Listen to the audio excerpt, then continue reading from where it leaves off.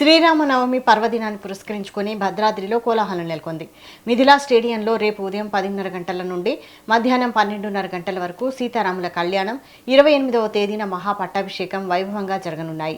భద్రాచలం అభివృద్ధికి ప్రభుత్వం 351 కోట్లు మంజూరు చేసిందని మంత్రి తుమ్మల నాగేశ్వరరావు వెల్లడించారు. కళ్యాణం అనంతరం ముఖ్యమంత్రి చేతుల మీదుగా అభివృద్ధి పనులకు శంకుస్థాపన చేయనున్నట్లు తెలిపారు. జిల్లా కలెక్టర్ అంకిత్ సెక్టార్ అధికారులతో సమీక్ష నిర్వహించి తలంబ్రాల కౌంటర్లు, ప్రసాదం పంపిణీ, తాగునీరు, వైద్య సదుపాయాల్లో ఎలాంటి జాప్యం జరగకుండా చూడాలని స్పష్టం చేశారు. భక్తులకు ఇబ్బంది కలగకుండా పోలీస్ యంత్రాంగం భారీ భద్రతను ఏర్పాటు చేసింది.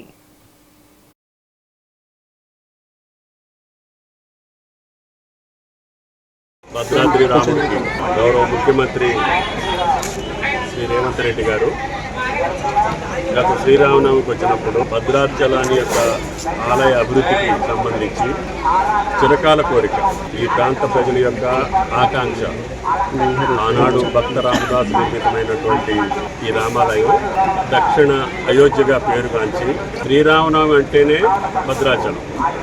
భారతదేశంలో అయోధ్యలో జరిగిన ఇంకెక్కడ జరిగినా భారతదేశంలో శ్రీరామనవమి అంటే భద్రాచలానికి ఉన్న ప్రాశస్త్యం, దాని యొక్క ప్రాముఖ్యత, శ్రీరామచంద్రుడు, సీతమ్మ వారు, లక్ష్మణ వారు సహా ఈ ప్రాంతంలో నడయాడినటువంటి ప్రాంతం, పుణ్యభూమి.